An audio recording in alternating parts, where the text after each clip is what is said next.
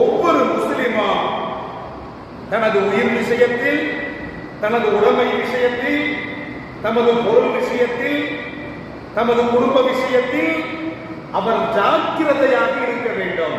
ஏமாறக்கூடாது, ஏமாற்றவும் கூடாது, ஏமாறவும் கூடாது என்பதனை என் பெருமான் ஸல்லல்லாஹு அலைஹி வஸல்லம் அவர்கள் உஹது களத்திலே அவர்கள் நினைத்து காட்டுவார்கள்.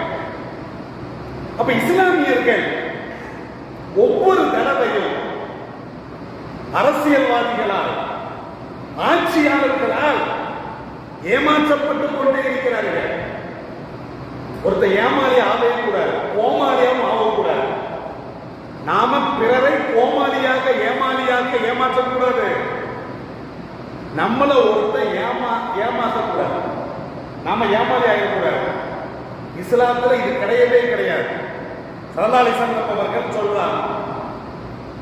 அப்ப கண்ணியமிக்கவர்களே, அப்ப இந்த உலகத்துல உஷாரா இருக்கணும். இதுதான் ஸல்லல்லாஹு அலைஹி வஸல்லம் சொல்றாங்க.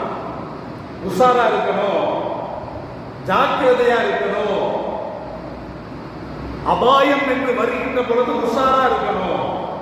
குடும்பத்தை பாதுகாக்கணும், உங்க சொத்துக்களை பாதுகாக்கணும், உங்களுடைய உயிர்களை பாதுகாக்கணும், உங்களுடைய குடும்பத்தை பாதுகாக்கணும். என்ன கூடாது? அடுத்தவன் ஏமாத்தி நம்மளை பிழைச்சாங்கன்னா ஒரு தடவை ஏமாறலாம், இன்னொரு தடவை என்ன செய்யக்கூடாது? ஏமாந்து போய்விடக்கூடாது என்பதனை என் பெருமான் ஸல்லல்லாஹு அலைஹி வஸல்லம் அவர்கள் அழகான முறையிலே, தெளிவான முறையிலே சொல்லி காட்டுறார்.